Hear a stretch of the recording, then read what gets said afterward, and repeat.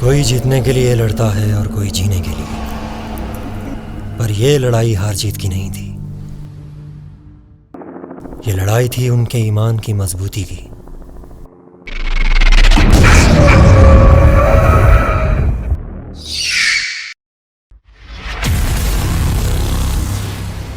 और जीता वही जिसने अल्लाह पर भरोसा किया।